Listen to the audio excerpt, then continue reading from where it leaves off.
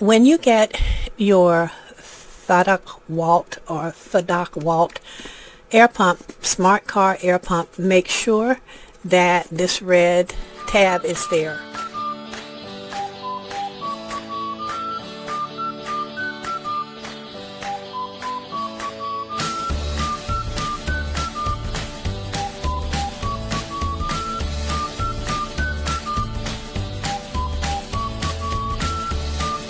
I got this for my daughter.